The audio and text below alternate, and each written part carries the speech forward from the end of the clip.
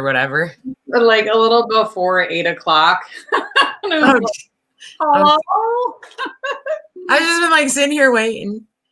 Where's Marty? I'm like, maybe I should see if this is working since I haven't done it. Okay, I think we're live though. Yay. Yay. We're up. And one beat lag on my side. Just, I don't think it's weird when we get upstairs. So Okay. I won't look at myself. All right. Well, thank you for being here. Hello, everybody that's watching. We are on our second episode, but this is the first time that we have broadcasted to multiple live streams. So we're trying out a new program, and I just left Marty sitting in the backstage, wherever that was, for forever. So thank you for being here. So today I'm super excited because we get to speak to my good friend Marty, who is the chair of the Douglas County Democratic Party Women's Caucus. Yay! Hey. So how are you doing, Marty? You want to start out and just give a little introduction of yourself? Yeah, sure. I'm doing well. Thank you for asking. I've already had dinner, so I've got like my evening boost of energy. I'm Marti Carrington, chair of the caucus, following in the arguably bigger shoes, both literally and figuratively, of Angie Phillips. I'm an HR consultant in spare time for a job, and with a lens of equity and liberation work for HR professionals. So super exciting there. I serve on a couple boards. I do some leadership stuff. Yeah, just kind of have my hands. I thought I saw you post. What's the newest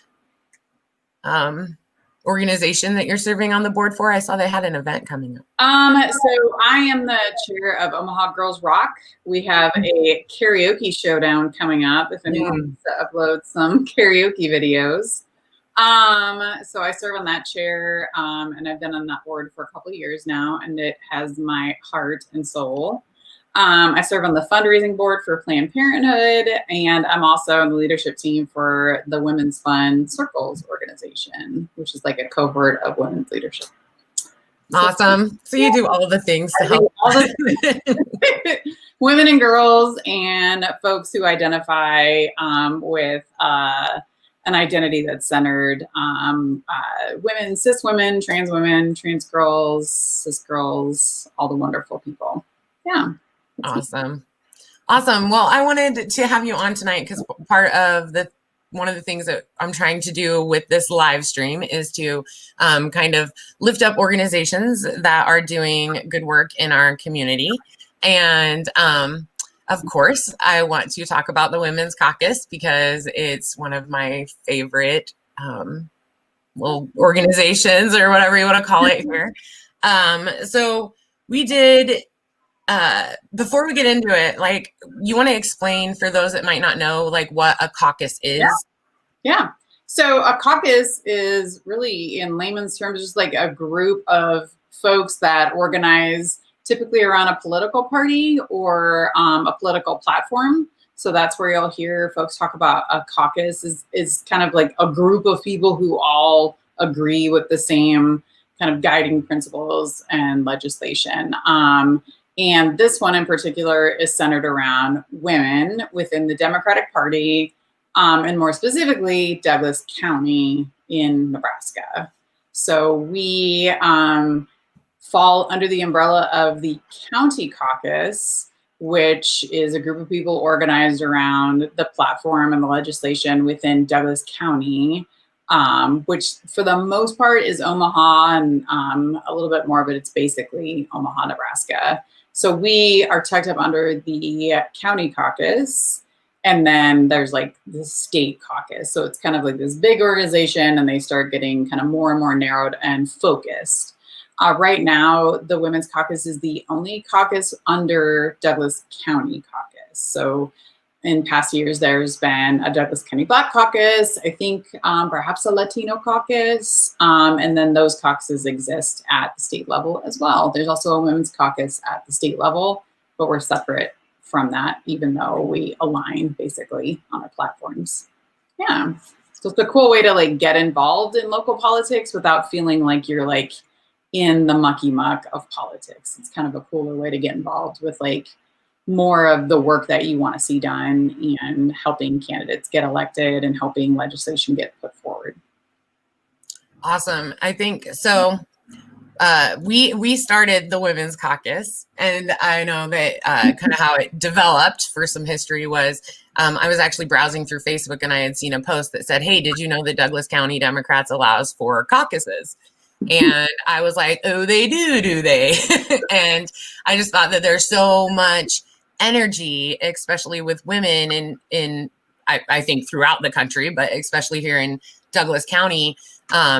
And I thought that starting up a caucus would be a super awesome way to kind of utilize some of that energy and work towards getting more women elected, so that, you know, we can see fourth change. So you want to talk about kind of how you got involved with the caucus or why you decided to help us grow this?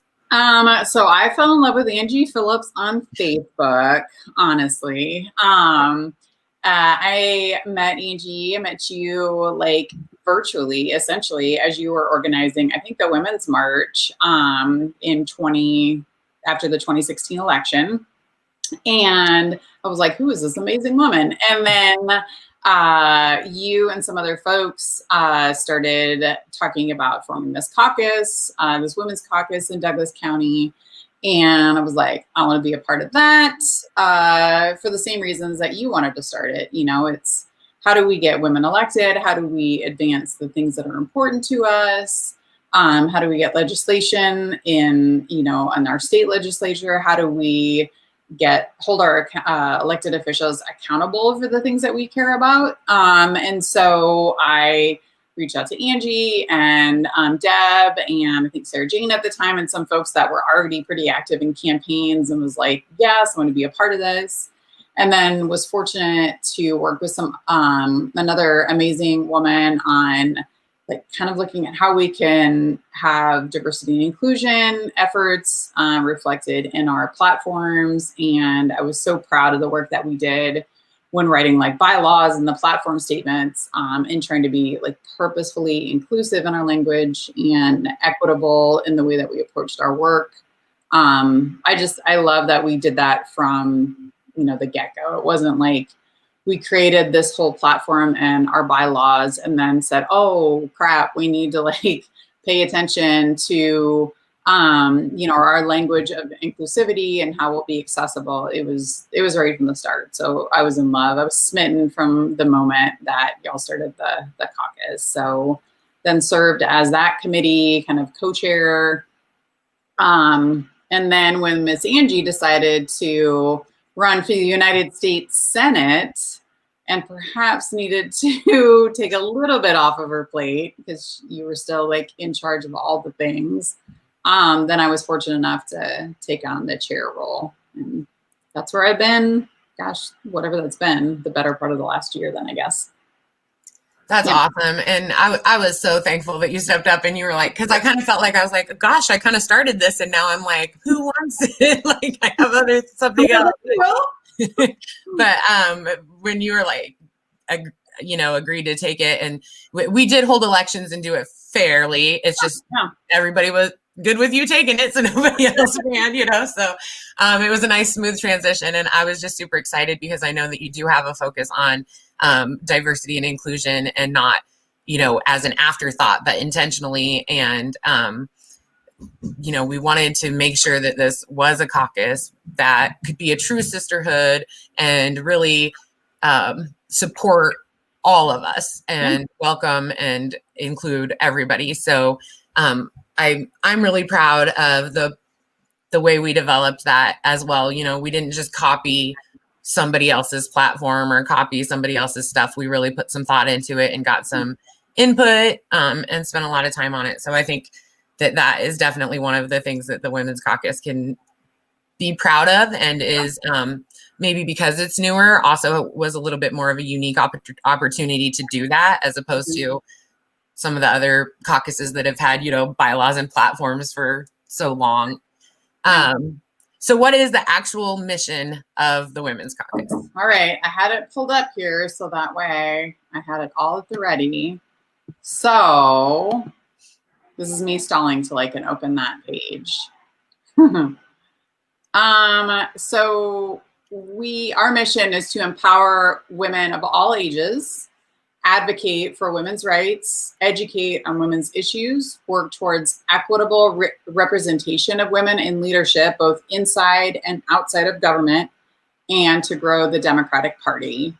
And we were very intentional with our language in our bylaws to note that when we say women, I want to pull up that language too, but we are very intentional with centering all women. So that includes trans women, cis women, gender nonconforming and non-binary folks who may identify in a women-centered language.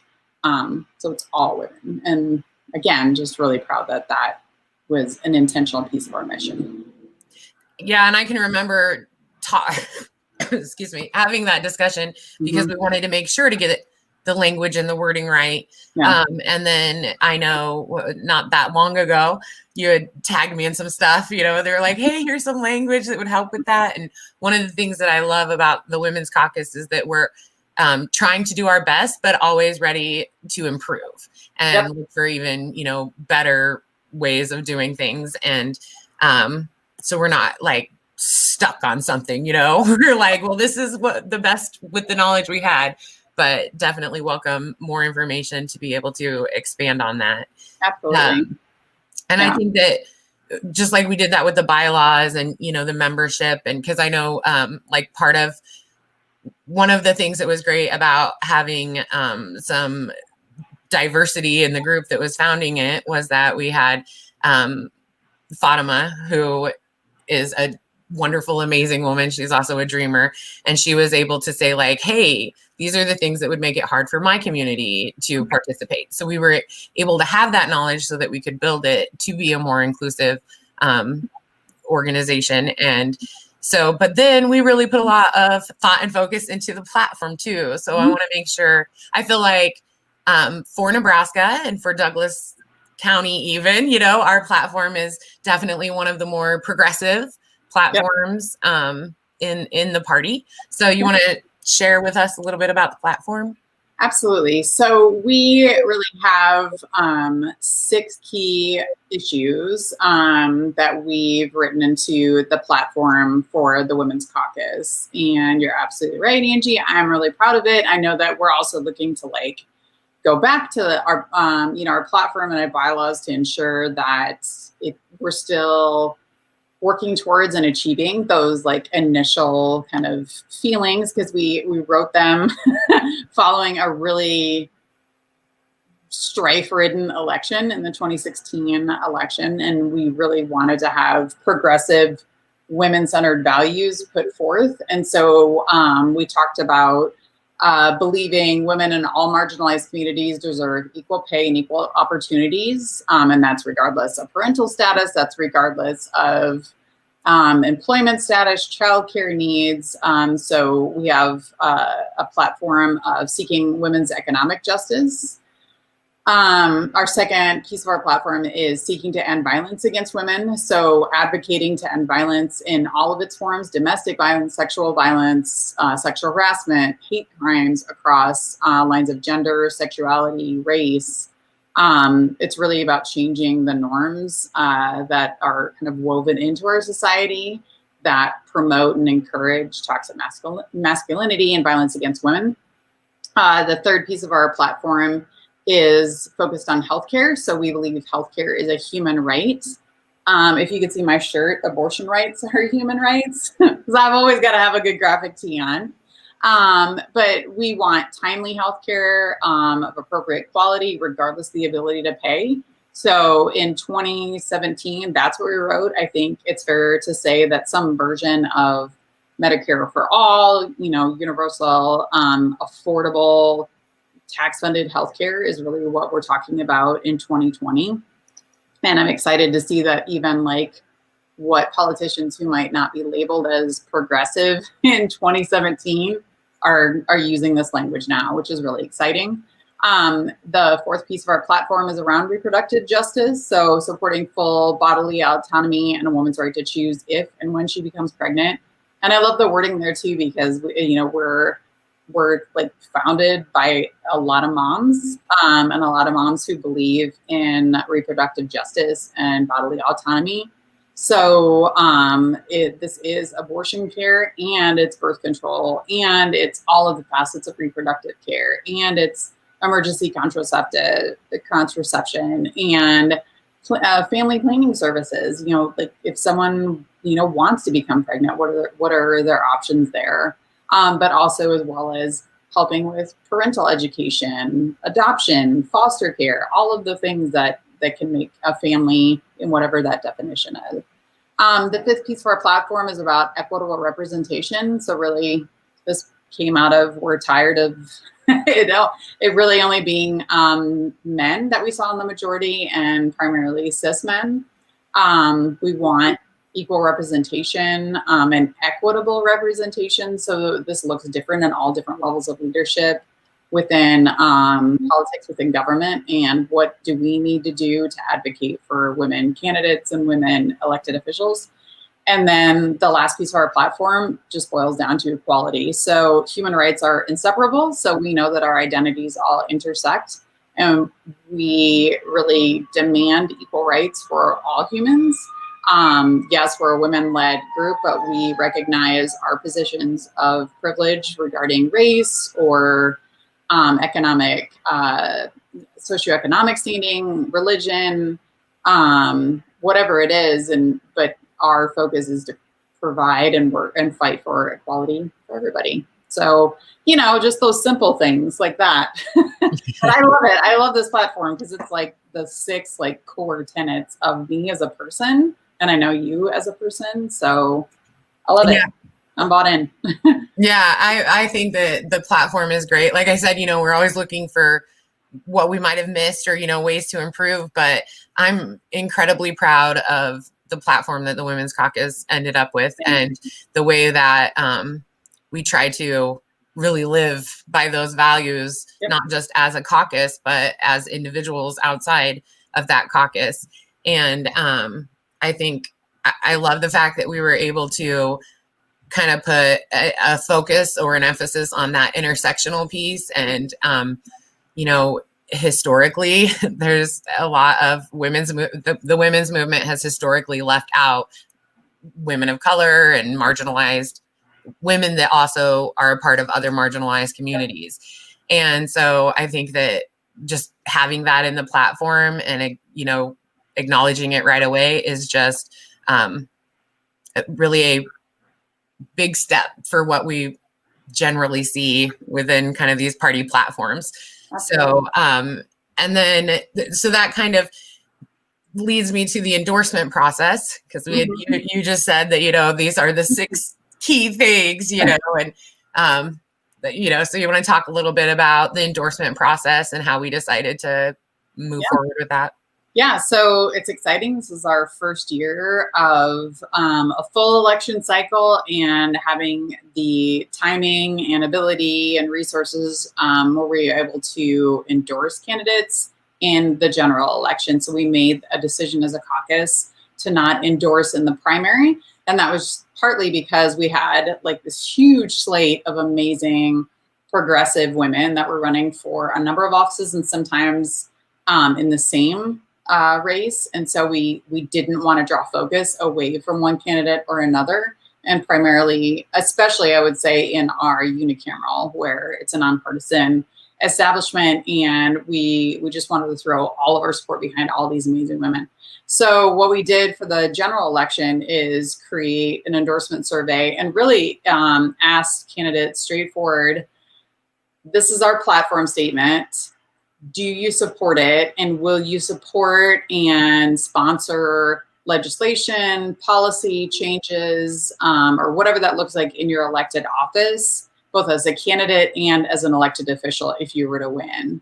And so we sent it to so really just black and white, yes or no. And our decision as a caucus was, if these are 6 core principles, you need to be committed to all 6 to receive our endorsement. So if a candidate were to commit to 5 of 6, we may say, great, we love you, but we can't give you our endorsement, but we can tell folks kind of where you stand on these issues. Luckily, the responses we've gotten from the majority of the candidates that we sent out the survey to are 100% committed. We're really excited. I think we've got about 8 or 9 candidates that we've endorsed, and you can find those names through our Facebook page. And it was just really exciting. And then we had one individual that I hadn't caught, technically is out of Lincoln, but she completed the survey anyway. And I was like, oh, we can't endorse you, but I think you're amazing. And she was just really excited. She said, I knew I was in Douglas County, but I was just really excited to be aligned with a great group of women, which made me super happy. So yeah, we've got a handful, more than a handful, about 2 handfuls of candidates that we've endorsed. And even one particular race here in Douglas County, the OPS school board has 2 women candidates because it's a nonpartisan race, and they both were endorsed by the caucus. And I love that, because what a great problem to have, that you have 2 candidates who are progressive, who believe in our platform, and who will support our platform, even when they're not writing legislation that's more of a policy type position. Super excited about that. And I'm happy we did it. And I'm excited to see what that looks like come 2021, when we have things like mayoral and city council races. Yes. Yeah. And that's what I remember, all of us kind of looking at the platform, like, well, which ones do we have to, have them support? And just looking at them, we're like, well, it's all of them. Like there's none of them we felt like we could kind of throw out or was less important or anything like that. So the fact that so many candidates, for one, have responded and filled out the survey and sought out the endorsement is exciting. But then also, I think the fact that, it's been so easy for them to endorse the platform, while it may seem, quote unquote, extreme or radical, or which makes no sense to me, but I know for Nebraska, sometimes those words are used. I think that it really shows that it's not. This is something basic that most women want and most women support. And really, I'm sure that support extends beyond women, but we just are, focused on the women for now. Yeah. And we have had male and men identifying candidates say, I'd love if, they weren't using the language of endorsement, but it was like, hey, I want to participate in your panels. Hey, I want to, because we did a candidate panel for the primary. So instead of endorsing, we just allowed candidates to speak on their own platforms and their own campaigns. And men reached out and said, we believe in your platform. We align with it. Can we talk? And we're like, we'll get to y'all later. Thank you. We love you. But we, part of our platform is for equity and representation. So, we'll support you if you're the candidate. But right now we're throwing our weight behind these women. Yes. Yeah. So one of the things that the Women's Caucus recently came out with was a strong statement of support for the Black Lives Matter movement. I was wondering if you could speak a little bit about that statement and why we felt like a strong statement at this time was necessary to put out. So it was without hesitation and with 100% support of our membership that we unequivocally, I can't say that. I'm such a Midwesterner. I can't say, it's too many consonants. Unequivocally say that Black Lives Matter. They matter all the time. And our goal as a caucus is to build a sisterhood. And if our sisters of color, if our Black sisters, if our sisters who identify in marginalized, oppressed communities are hurting, then we hurt with them, and then we need to fight the fight. So we issued a statement. We issued 2 statements. Earlier in the summer, we issued a statement following the police violence during the peaceful protests following the George Floyd murder. and the news from that. So the Women's Caucus released a statement, again, emphasizing that Black Lives Matter and our frustration and anger at the violence committed against peaceful protesters at the hands of the police. And then we issued another statement and really wanted to increase the, I don't want to say the seriousness, because I think the first one was pretty damn serious, but really just re-emphasizing the points we made with the first statement and kind of saying louder and with our chest that Black Lives Matter. And it followed the murder of James Scurlock, young Black man in Omaha, and it followed the just piss poor job from the grand jury following the indictment of one officer for really pathetic charges in the murder of Breonna Taylor. So those issues are that violence is antithetical to the platform of the Women's Caucus, and so we wanted to be out front and show our support for our Black sisters and let them know that we were there. We wanted to acknowledge the pain and also really do something about it. And so it wasn't just the statement, it's also how we revisit our platform, how we look at the work that we do, how we look at the candidates that we endorse and the legislation that we put forward. So it's really a call to action for us, our membership, and the elected officials that we have to hold accountable. We've seen what some of those elected officials can do with the power of their words and the power that they hold in office. So yeah, and I was really proud of the membership. This wasn't a hand-wringing exercise where we were worried about what the blowback would be or how will this be seen in Douglas County. This was, nope, we're all on board and we're going to do this because it's the right thing to do. Yeah. And that's one of the things that I love about the group. I mean, there's room for discussion, there's room for ideas, and we definitely have those discussion and those ideas, but we, sometimes you end up in spaces that are supposed to be progressive and you're wondering, why am I having this conversation if, this is supposed to be like minds moving forward to a common goal? Yeah. And I feel like we don't run into that. Not to say there's not room for mistake or education or, whatever, but we do have a really good group of powerful, strong women that are just ready to be like, this is what we do because it's what we should do and it's the right thing to do. And I think that your leadership and the example that you set outside of the caucus really holds up to the statement and the things that you're encouraging inside the caucus, as far as, all of the ways that you listed to show support outside of just elections and votings. And so, yeah, I think that's I think that's the thing I'm the most proud of the caucus about.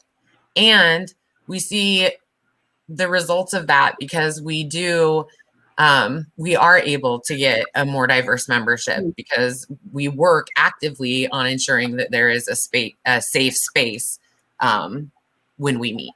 Right. And that it's not a bunch of white ladies, microaggressions, and yeah. Yeah, and I think Angie, I appreciate that because I think that's where I'm like simultaneously proud of our caucus and also the most excited about how we can affect change because when you go into those spaces like we talked about with intentionality, our goal is equity, our goal is accessibility, our goal is centering the voices that aren't cis white ladies. If you go in with that intentionality, then it's better. That's the way you're going to make progress. And that's the way that you're going to affect change and dismantle systems of oppression. If we're, it's not just you and I, right? Making up the rules as we go right. and everything. And it's recognizing that even though we have something to say, sometimes, it's not the time or place to say it. And then in the case like this statement, it was now is the time and place. If a group of, the caucus was originally founded by really a handful of white ladies, if we don't do it now, then all of this is lip service. So I'm proud of it. And I know that it's space that I recognize that it's space that will continuously grow. Like the membership realizes this is a journey and we're at like step 0.001. Yeah. So, yeah. And I love it. One of the other things that I really appreciate about the Women's Caucus that sometimes you don't find in the other Democratic organizations is we're pretty chillaxed. It's like we don't get all caught up in like the bureaucracies and like the, we'll joke around like, oh, we need a movement, or like so moved, and we get it done, so it's official. But it's really more centered around tangible actions and what we can do in the community. And while we do look at the bylaws and the platform and take them seriously, we aren't stuck on them. Yeah. It's just not, sometimes you go to some of the Democratic meetings and I love many of the Democrats that are there, but you're kind of like, are we done talking about this? Because it feels so meeting Robert's. Yeah, it's so bureaucratic. And if we could, I could open a bottle of wine or whatever it is, and we could get into this for the night, but we won't do that. But like all of that stuff is based in white male supremacy, right? Like structures of white supremacy and white dominance, right? And so it comes from like parliamentary procedure, right? We carry it over to the United States, and all of our structures are based on that. And I get it. And we're not going to change that tonight, but I agree with you. Like what I love about this is, yes, there are some of the procedures in place help us put forth change in the structures that exist. How can we do that in a way that's accessible to people, to like us ordinary people who just want to affect change? Like we don't want to wait, right? And I think that's also indicative of how we'll work towards recruiting younger, newer members as well, because times have changed. We're having this like interview via the internet on a whole new piece of software I'd never heard of before. So all of this stuff moves faster. All of this stuff moves easier. So we can't ask newer, younger members to come into a meeting and like listen to 16 motions about a resolution, and then the folks in power are like, yeah, I'm not even going to entertain that. Like that's not buying for the people. And so I do love that. I love that we've created this like informal yet this structure within the existing structure. So I think it's a way to ensure that not just like the traditional voices are heard.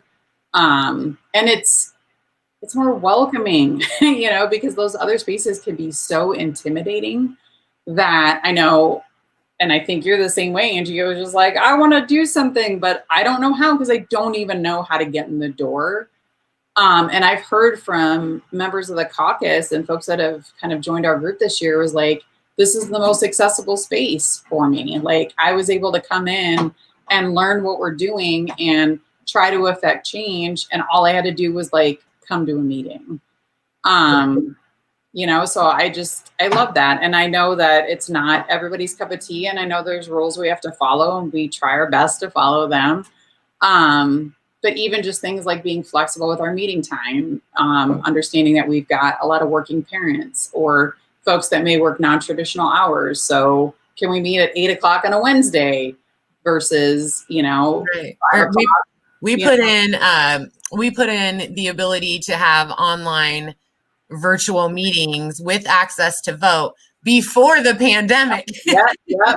So when that came, we were prepared. Are you there? And the larger party had to introduce resolutions to be able to change that, which yay for doing that. But, I think that really goes to speak again to like the intentional inclusion and accessibility focus when we started. That was essentially we're just geeking out with each other. It's like, oh, we're so smart. That's okay. No, but I think that, yeah, because the reason that we did that wasn't because we thought we might have a pandemic and not be able to come in. It was because we know that sometimes people can't make it to meetings. Maybe they have kids, maybe they don't have cars, maybe, they have some physical disability that makes it harder, or some medical issue. So we just really wanted to make it accessible for everybody. And yeah, so I think that's just another benefit. And I think as we do go forward, I know that right now we're working on getting people elected, but beyond that, we have had some discussion, and we'll have, more at large after the elections, but about making sure that those bylaws aren't just something that's been handed down from the patriarchy and, the colonizers, but rather something that is truly something that works of the people, and that the people, the membership holds all of the power in the caucus. And I think that this is actually, as we continue, I think that we're creating something that other caucuses and the other parts of the party can look at and say, hey, these are examples of how to be more inclusive and of how to get membership better involved right away and more easily. So we have a comment, and I'm using the new program, so I might be missing comments, but I know for sure we have one. So it says, it's from Deborah, and it says, this caucus's platform is truly a big step and very important work, especially in light of what is happening in the Senate Judiciary Committee today. So I'm going to be honest in that I have not watched the hearings because I'm not sure I can handle. I know Sass spoke a lot, and I heard some stuff, and I was like, I'm not going to ruin my day. Right. Same. Yeah. For all of these listeners, that's really what it is our share. That was Angie and I's friendship was born out of our shared disdain for Senator Benjamin Sass. Yes. But even that's a really great example of how it's different amongst women when we run. So Marty, I was like, all hating Sass because, he's he makes it so easy to do. Right. And then I'm scrolling through social media and I see Marty, and she's like, I might run against Sass. And I'm like, oh my God. And then I hit you up and I'm like, are you being serious about this? Because, somebody needs to do this. And then there was conversation back and forth about, like more serious talk about like, could we run? What could happen? And I always felt like it was something that we were deciding together and moving forward together and supporting each other in. It never felt like it was are you going to do it? Is she going to do it? Am I going to? It was just like, hey, this is a thing that needs to be done. We're both thinking about it. Like, and I think that that's, again, one of the things that the Women's Caucus can be a strong support in is if somebody is thinking about running or somebody is, wanting to get more involved, then it's like you join the caucus and you just automatically have this nice little group of support from everyone from people that have just started getting involved into politics to people that have ran campaigns to, all different levels of experiences with actual politics. And so I just think it's super, super exciting. As far as the nomination goes for Amy, do you have thoughts or? It is. So I have like these like parallel thoughts that happen.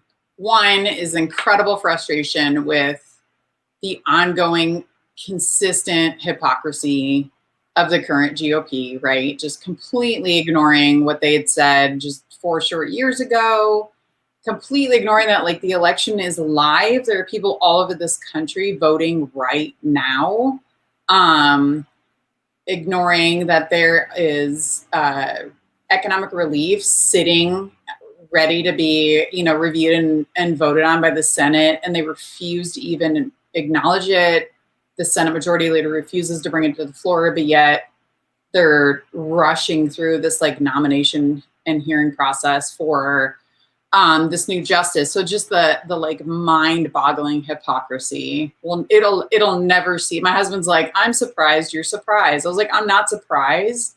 I'm not surprised. I'm disappointed. It's so infuriating. So there's that, and that the nominee, under cover of white lady feminism, which she would probably eschew and say, like, I don't need feminism, right? But they're just like, here's this working mother, I feel like she's being pushed forward. Like, aren't you glad it's a girl? That's what it feels like. And screaming into, into space, into the void of the women, like the Women's Caucus, and me personally, I guess I can speak for me, but this is not about like any woman is better than not. The tenets of feminism, of womanism, of the Women's Caucus are like equity, justice, and liberation. And the nominee happens to be a woman who doesn't align herself with those principles. So it's like this double whammy of complete crippling, I shouldn't use the word, complete like boggling hypocrisy, and just a nominee that we all know will immediately align herself with the conservative side of the bench, and we'll see institutions crumble. Like, what do we do after the elimination, of Roe? What do we do after, voting rights are further stripped? What do we do about our dreamers? What do we do about, what does, what's Citizens United 2.0? Just all of these like check marks that, I can see it on your face. I'm sure you can see it on mine. It's just, I'm just exhausted already. And even if, the Democrats win the presidency, even if we take back the Senate and maintain the House, like, it takes so long to undo this kind of damage. And the lower courts are so packed. And the fact that they're trying to reverse that language is, again, it just takes my knees out. So yeah, Deb, it's a lot of stuff. I think it is a lot, but I think that it also there, Deb. It also speaks to the importance of the Women's Caucus, because, as much as it makes me feel nauseous to say it, she's probably going to get nominated.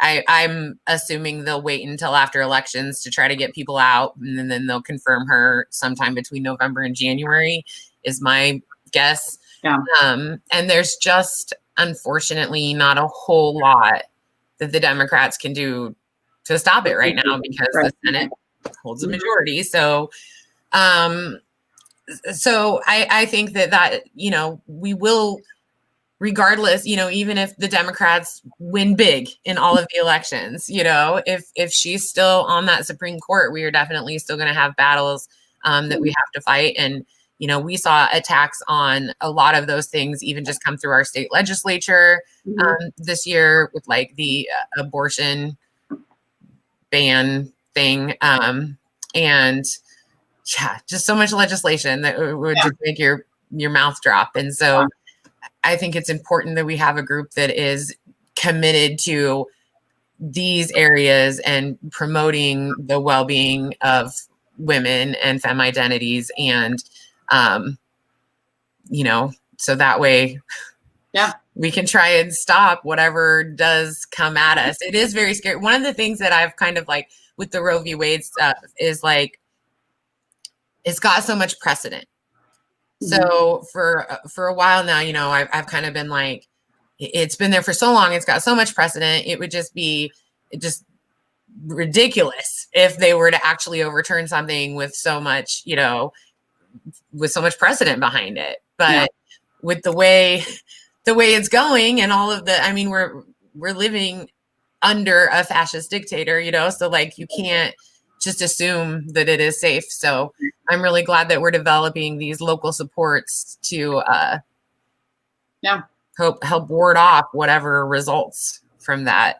Well, and to that point, like if we have things like And if somebody is like, well, you know, well, good as a caucus at the county level, like if groups like the Women's Caucus can help get progressive women or progressive men with women-centered legislation in mind elected to local office, so like the Nebraska state legislature, if we can get people, good progressive people in those spots, then what we're not having to do is fight court battles for oppressive legislation. So in Nebraska, undoubtedly, next session, a third trimester or first trimester abortion ban will likely be introduced.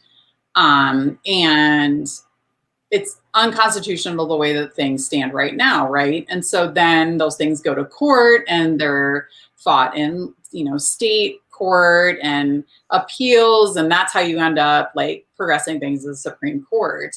Well, right now, the courts all over the country have been packed with these like young conservative judges. And so because the GOP has planned for this shit for 30, 40 years.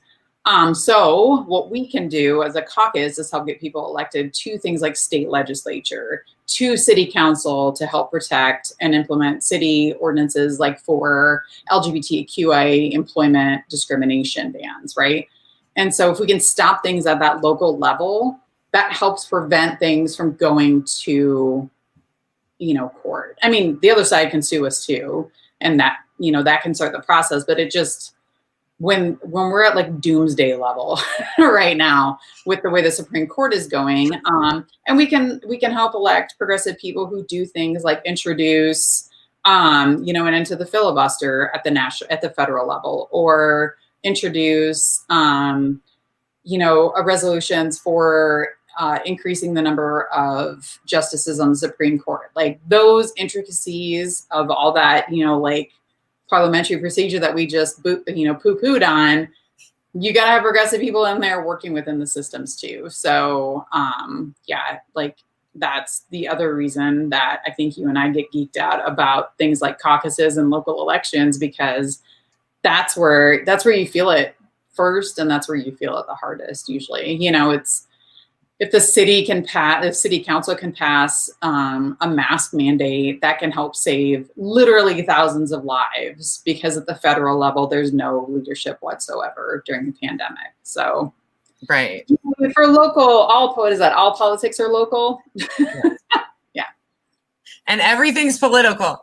People blow my mind when they're like, "I don't pay attention to politics." I'm like, oh, nice. So you don't pay attention to the laws that are being made that impact your life every single day. Right.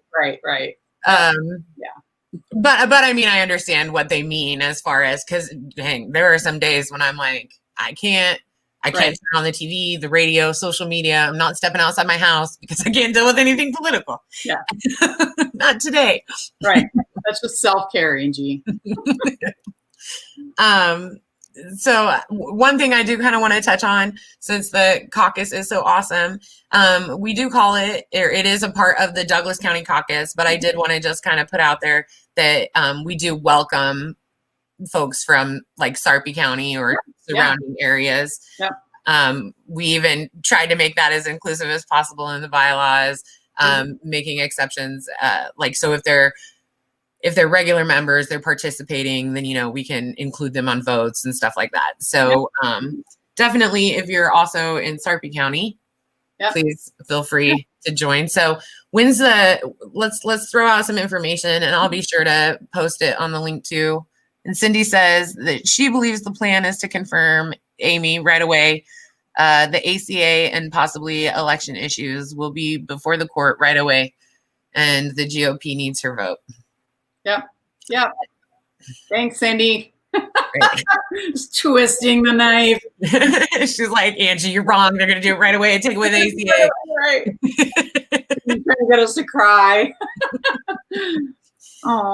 Especially because, Cindy's smart on that. So, you know what I mean? She's love her. I know.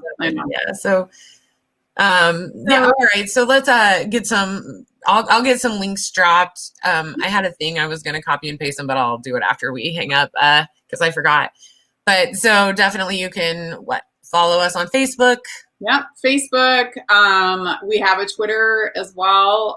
It really just looks like my Twitter. So a lot of bashing sass. Exactly. Yeah. Yeah. Facebook is probably where the most activity takes place because we can put our events out there. Our next meeting is on Wednesday, October 28th at 8 p.m. I don't know that I don't have that event out there yet, but that's when we'll meet. We try to meet the week after the county caucus, just so we have that information from the larger caucus in case there's anything we can do to support their platform as well. Or if any candidates need anything, that'll be the week before the election. So I imagine it'll be a big mobilizing event just to share information about candidates or any election type activity that anybody wants to do. But we tend to meet like the fourth Tuesday or Wednesday of the month. And the only reason it kind of vacillates is sometimes just because of schedules, because we have a lot of, like I said, working moms and kids and pandemics and all of the things to have to consider. So, and it's all via Zoom right now because we believe in science and we don't want people to get sick. Right. So yeah, follow us on Facebook is probably the easiest way. And our email, I think, is on there, but you can email us at dcdpwc@gmail.com. Awesome. And we'll get involved. It is a very nominal. We ask for a $15 donation to join, but we understand that may not be a financial option for folks. So then we just ask that you volunteer at least once per quarter. And usually our volunteer efforts are events, or we say volunteer for a campaign, a progressive legislation, write to your senators. Just our volunteering can look a lot of ways. And that, again, was just to be accessible and inclusive to as many people as we can. Awesome. So thanks for being here and for talking about the caucus. And even if it is just a love fest between us, that's fine. I'll take it. I love it. I almost wish we could have the whole caucus here because I know.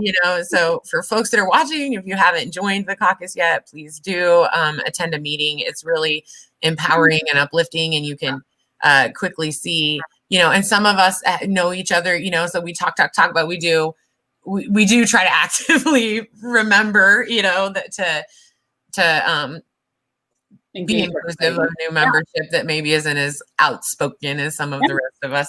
Our last meeting, we had one young woman who is in high school and one young woman who I don't know that she's voting age yet, but is just really trying to understand local politics and get involved a lot sooner. And that just, it warmed my mama heart, but it also, I was just like, hell yeah, let's get women activated. They're already activated. Let's capitalize on that and really help. I want to help them. I want them to be like, look, there's a lot of old ladies who get together and talk about this, and we're here for you. You're not here for us. We're here for you, And so I went to one of the last protests I went to or whatever. It was I was struggling to keep up. I'm not gonna lie. They're a lot of them were younger than me. They were walking faster. I was like, oh my God, I'm not gonna make it. I joke, but really it's not funny because it happened to be the one where they all got arrested on the bridge. So my inability to keep up probably saved me from being arrested and experiencing that. But kind of throughout the one before that and then that one, I was like, I think I'm at that age where I need to find how to support those on the ground in the best way I can. Otherwise, I'm going to become a liability to them rather than, somebody who helps. So I'm really thankful for this younger generation, which I don't feel like we're old, but this younger generation coming in and ready to, and so many ideas and so much, it just brings renewed spirit or renewed energy. Yeah. It's just, it's inspiring.